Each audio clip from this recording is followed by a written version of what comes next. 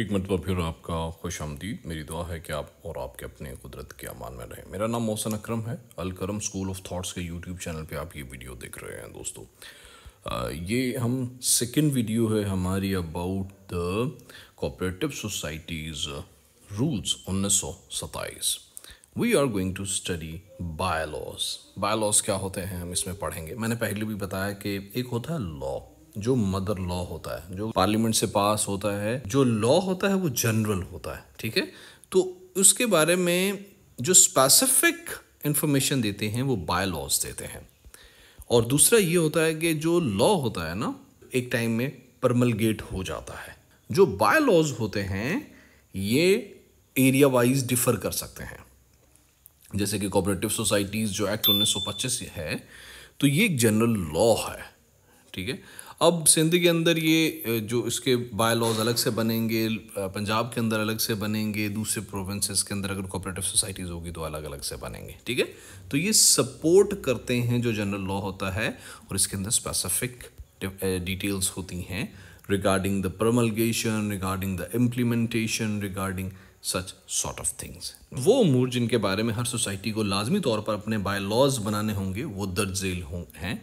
हम पढ़ रहे हैं दोस्तों कोऑपरेटिव सोसाइटीज़ रूल 1927। हम टेलिंग वंस अगैन, अंग्रेज़ी पढ़नी है तो आपको ये पढ़ लीजिएगा। मेरा मकसद सिर्फ आपको समझाना और आपको जनरल अवेयरनेस देना है ताकि आपको इम्तिहान में आसानी रहे। और ये जनरल अवेयरनेस आपके 80 से 90% कोऑपरेटिव सोसाइटीज़ के जो पेपर है तो होता है कोऑपरेटिव लॉज का, उसको कवर करेंगे।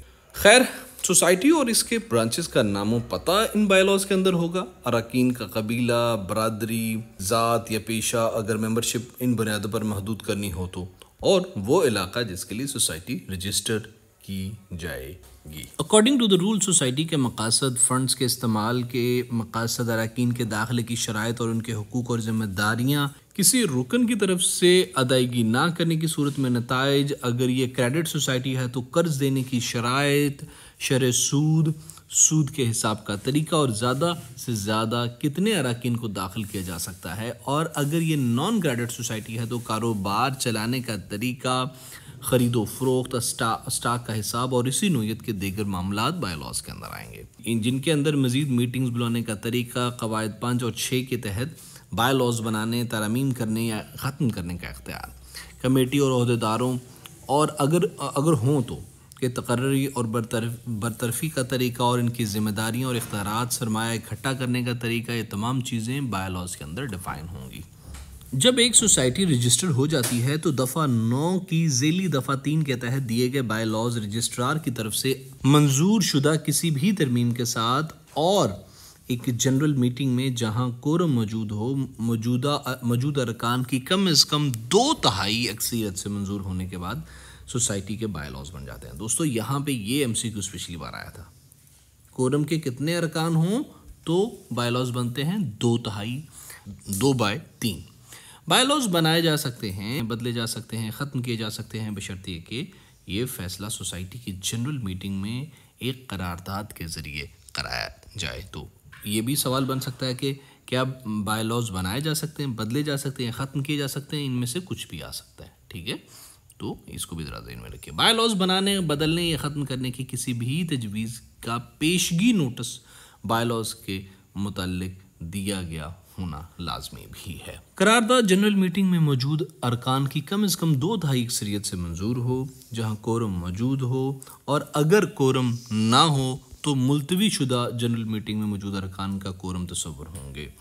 करारदाद की एक कॉपी मीटिंग की तारीख से 3 माह के अंदर रजिस्ट्रार को भेजी जाए और इसके साथ मौजूद बायलॉज की एक कापी जिसमें तजवीज़ करदा तरमीम वाज़ेह की गई हों और मुजव्वज़ा तरमीम की 3 नकूल सोसाइटी के अहदेदारों के दस्तखत के साथ मुंसलिक हों।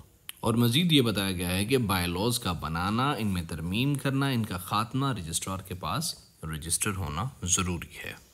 अगर इसकी सादा वजाहत की जाए तो हर सोसाइटी को लाजमी कुछ मामलात पर बायलॉज बनाने हैं, जैसे कि नाम, मकसद, फंड्स, मेंबरशिप, मीटिंग्स का तरीका, कमेटी के इख्तियारात, सरमाया, अकाउंट्स और मुनाफा। रजिस्ट्रेशन के बाद बायलॉज जनरल मीटिंग में 2/3 अक्सरियत से मंजूर होकर नाफज होते हैं। तरमीम या तब्दीली के लिए नोटिस देना ज़रूरी है, इसका ये भी ज़रूरी है, और 2/3 अक्सरियत भी लाजमी है। करारदाद और तरमीम रजिस्ट्रार को भेजनी होंगी और रजिस्ट्रार के पास रजिस्ट्रेशन के बाद ही तरमीम मौसर होगी।